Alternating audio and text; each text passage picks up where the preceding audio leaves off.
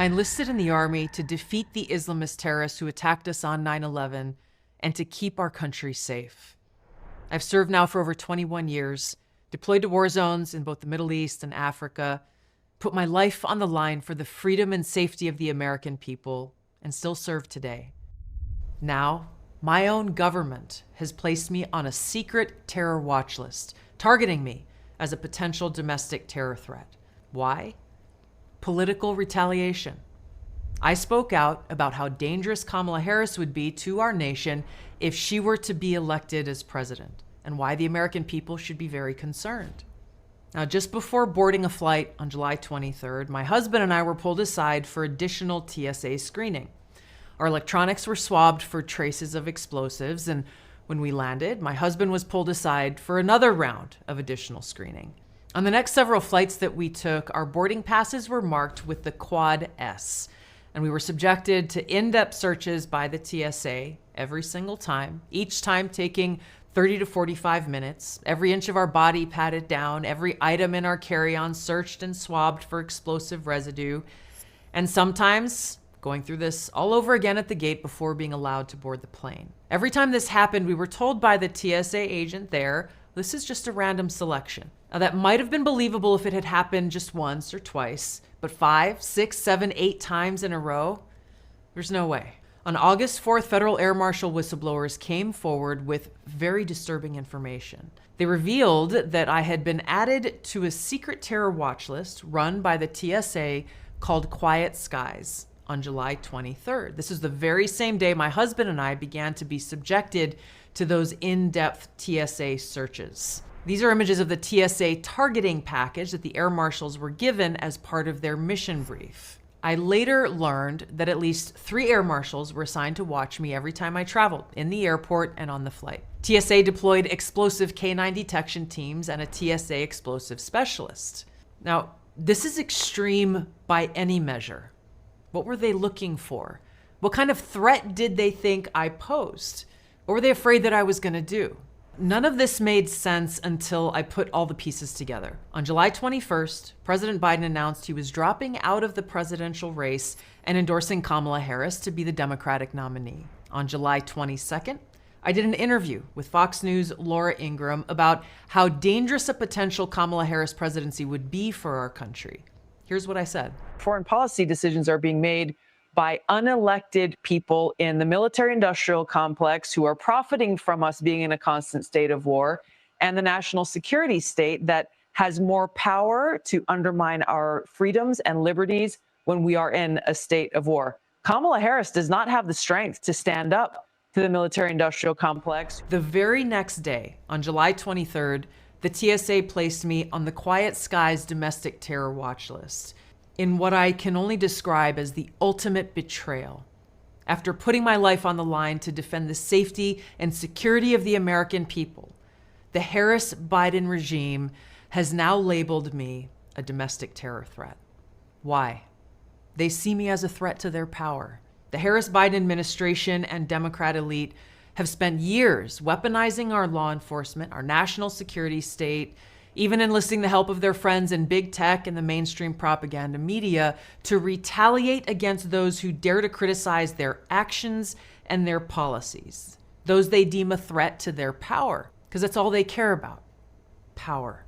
On August 21st, the Congressional Committee on the Weaponization of the Federal Government launched an investigation into the TSA's clearly politically motivated actions against me to expose the truth. I am not the only political dissident the Harris-Biden regime is targeting.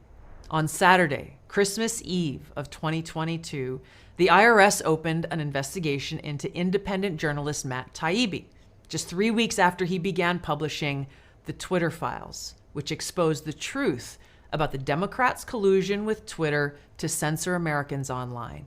They sent IRS agents unannounced to Matt Taibbi's home at the very moment he was testifying before the Select Committee on the Weaponization of the Federal Government, where he was warning the American people and members of Congress about the collusion between government and private enterprise to silence and censor Americans. We learned Twitter, Facebook, Google, and other companies developed a formal system for taking in moderation requests from every corner of government, from the FBI, the DHS, the HHS, DOD, the Global Engagement Center at State, even the CIA. For every government agency scanning Twitter, there were perhaps 20 quasi-private entities doing the same thing. A focus of this fast-growing network, as Mike noted, is making lists of people whose opinions, beliefs, associations, or sympathies are deemed misinformation, disinformation, or malinformation. That last term is just a euphemism for true but inconvenient. Undeniably, the making of such lists is a form of digital McCarthyism. Now, to take these extreme measures, you might imagine, well, hey, maybe Matt failed to file his taxes, or maybe he owed the IRS and the government a lot of money. No, that wasn't the case. The government actually owed him a lot of money. This was a case of retaliation and harassment, hoping that if they bullied and harassed him enough, he might stop exposing the truth. He did not. That same year, the Harris-Biden regime also targeted former FBI Special Agent Steve Friend. Now, Friend blew the whistle on the politicization of the FBI and the deployment of SWAT using extreme tactics to go after opponents of the Harris-Biden administration and their policies. Defying the Whistleblower Protection Act, the FBI wasted no time in retaliating against him. The FBI weaponized the security clearance processes to facilitate my removal from active duty within 1 month of my disclosures. In addition to an indefinite unpaid suspension, the FBI initiated a campaign of humiliation and intimidation to punish and pressure me to resign. In violation of HIPAA, individuals at the FBI leaked my private medical information to a reporter at the New York Times. I pray that all members consider the information I and my fellow whistleblowers present. You may think I'm a political partisan. You may think I am a grifter. You may think I'm a conspiracy theorist. It does not matter. Simply put, this committee should avoid the temptation to impugn the character and the motivations of the messengers seated before you.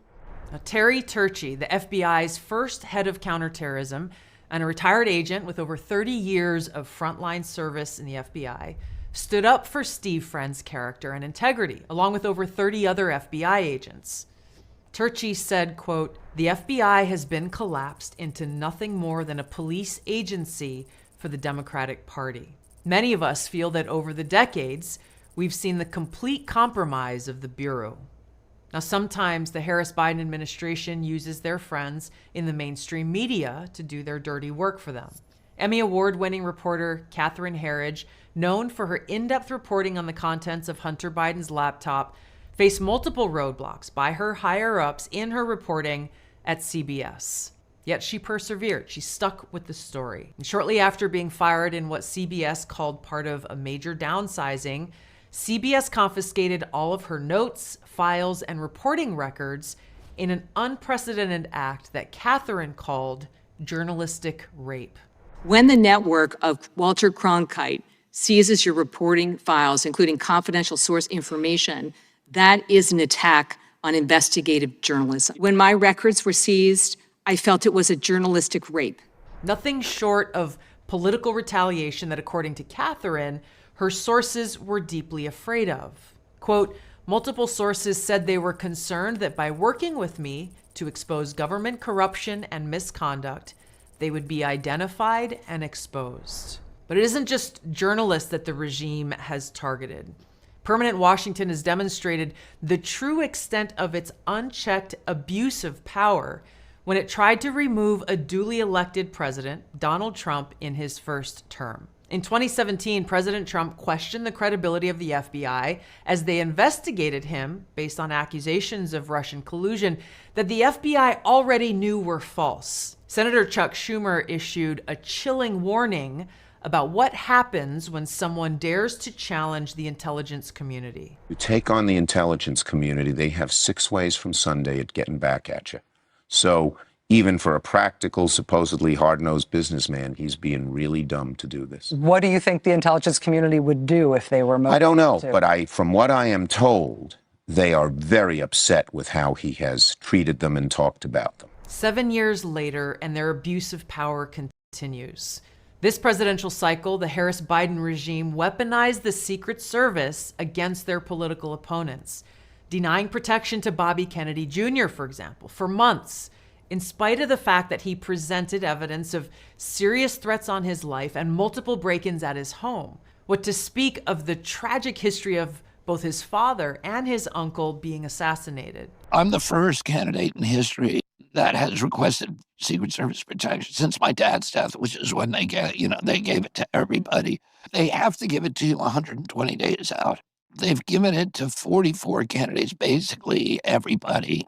200 days, 300 days. I think Obama got it 541 days out. Jesse Jackson, people with a tiny fraction of my polling. I'm the first one that they've ever denied it to. And did they ever give you a reason? No. They put his life at risk because he had the audacity to challenge the Harris-Biden presidency. Just think about that. They even denied President Trump's multiple requests for increased security. And what happened as a result? A nearly successful assassination attempt on Donald Trump's life. Take a look at what happened. Days after President Trump survived this assassination attempt, still, FBI Director Christopher Wray did his best to try to undermine the surging support for Trump by intentionally sowing baseless seeds of doubt in voters' minds. As I said, I think with respect to former President Trump, there's some question about whether or not it's a bullet or shrapnel that hit his ear. The Harris-Biden administration has demonstrated time and time again that they will not hesitate to weaponize law enforcement and the justice system against political opponents, foremost among them, the person who poses the greatest threat to their power, Donald J. Trump. They're waging this lawfare on multiple fronts, coming up with trumped-up charges in the hopes that they could throw him in a jail cell before voters have a chance to head to the polls and vote for him. Whether through the Quiet Skies secret domestic terror watch list, the Patriot Act being used to illegally surveil Americans, the IRS's targeting of conservatives, FBI SWAT teams kicking down the doors of peaceful pro-life protesters, FISA's illegal and warrantless surveillance of American citizens, and the FBI's targeting and watching quote-unquote radical traditionalist Catholics as potential threats, the list goes on and on. The bottom line is, everyday Americans are being watched and spied on by our own government. Why? Because those in power see us as a threat, and they'll do whatever they deem necessary, brazenly abusing their power to destroy us, silence us, or even throw us in jail. They want to scare us into submission, to self-censor, to think twice before we dare criticize the Democrat elite, the Harris-Biden administration, the national security military-industrial complex. I will not back down. We cannot back down. The American Center for Law and Justice is representing me as I take legal action to fight this unconstitutional retaliatory act against me and my family. We will fight to end this and all other secret terror watch lists that are being weaponized against thousands, maybe even tens of thousands of innocent Americans. No American deserves to live in fear of our own government. We must expose the truth about their abuse of power and hold them accountable. We're facing a critical election. Kamala Harris is the Democratic nominee, and she's proven she will continue to weaponize law enforcement and our national security state to go after political opponents. The propaganda media will continue to support her in her abuse of power. So those who truly believe in freedom, whether you're a Democrat, an independent, libertarian, or Republican, we must stand together now to defend our freedom and defeat Kamala Harris at the ballot box. Donald Trump has the strength, the backbone, and the willingness to take on the deep rot of corruption in our government, clean house, top to bottom, and hold those who are abusing their power accountable, wherever they may be.